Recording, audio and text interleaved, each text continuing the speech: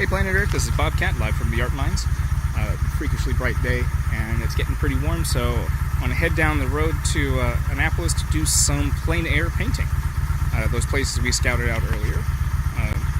Before you can get all packed up and ready to go like this, nice and secure, let's head to the studio and take a look at what we're bringing.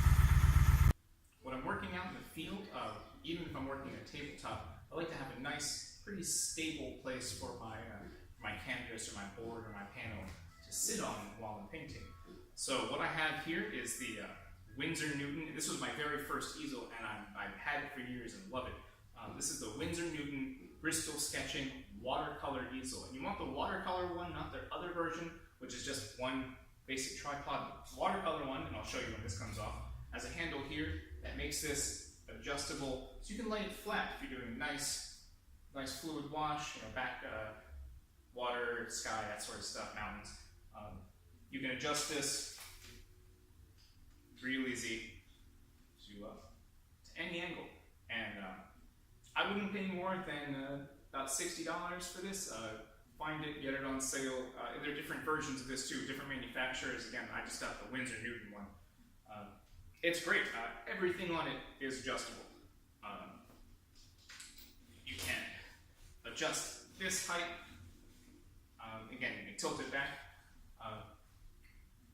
If you open this up, this column here, take this out. This part here slides and is nice and adjustable. You can work really big on this. Take this off, use this bottom stabilizing rail and the top clip to work as big as you can. This is a pretty lightweight easel, so if you have big things on it on a windy day, you might run into trouble, so just keep that in mind.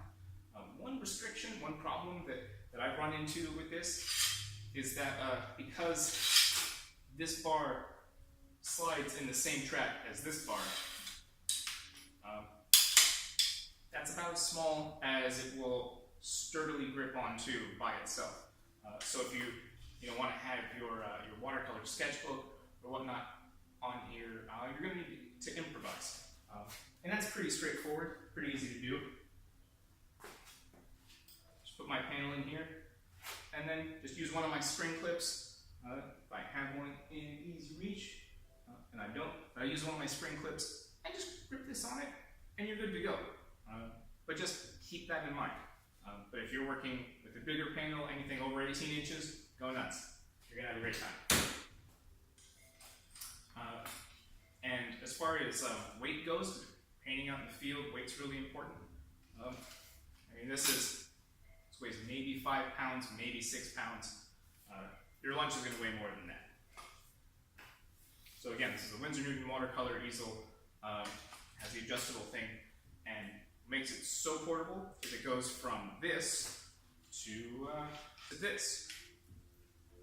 Without any tools, just using the adjustment levers on the back. It comes with a little band to keep it all bundled together.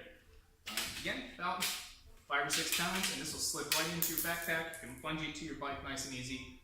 Absolutely a great investment, only 50 to 60 bucks.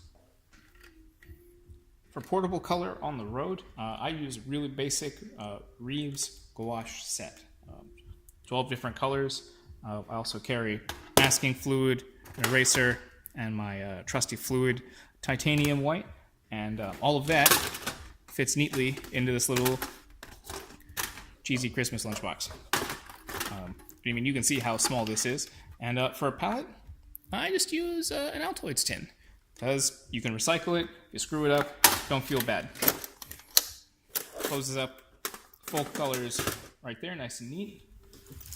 And all of my brushes, all of my watercolor brushes, right in this pencil case here, also have pens and pencils, Sharpie, and all that. So, mark making, 2 little crates. An important thing you want to remember is that while you're packing your gear, you want to make sure you stay balanced. You don't want to have too much weight on one side or another. You certainly don't want to exceed the weight limit on your bike.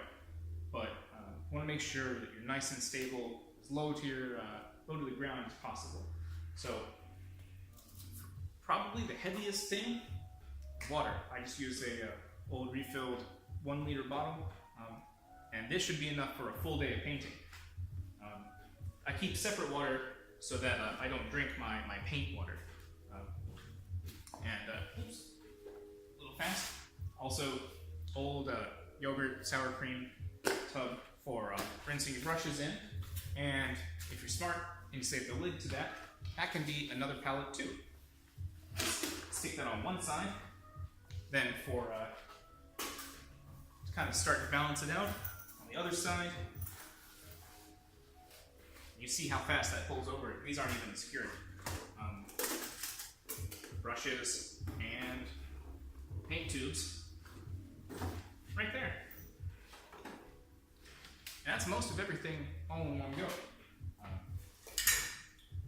In my backpack, got mixed media pad, and this is the Canson mixed media pad 9x12, and it's acid-free, archival quality, nice medium heavy stuff that you can paint on, draw on, and nice and perforated. You can tear it out, sell it on the spot. I've done it. 9x12 fits in the backpack. Easel doesn't fit entirely in the backpack, but I mean, come on, can't get better than that.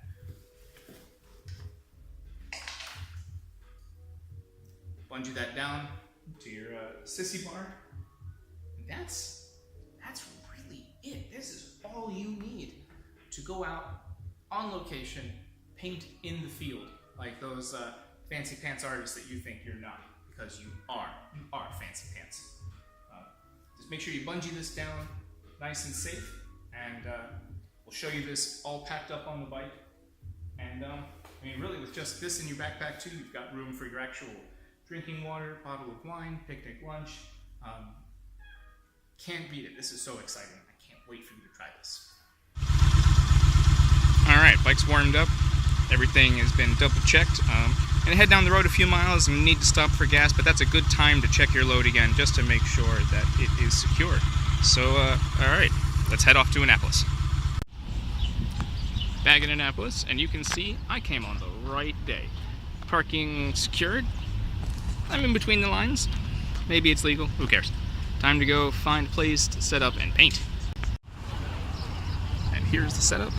Painting waterfront downtown Annapolis. Ain't that sweet?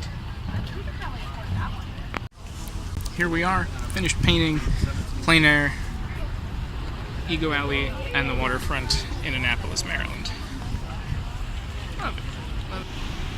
Well, see those clouds? That's a rain front building in. That means it's time for me to leave this beautiful place packed up, ready to go. Crap. See you back at the studio. Just like when you're packing ahead here, you want to pack to make sure your load is nice and secure. Mine shifted a little bit on the way up here, but I am 2 liters lighter because I dumped out my drinking water and I dumped out my paint brushing water because I don't need it to carry it home. So actually about 8 pounds lighter coming back out. So if that means anything, it means I'll have a little bit more control. All right, home again, safe and sound. And here it is, the finished piece of downtown Annapolis, Maryland, right on the waterfront. Yeah, so I kind of screwed up the perspective on this boat here.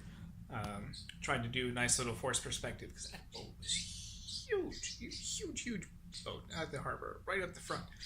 But yeah, kind of whiffed it a little bit. But you know what? That's okay.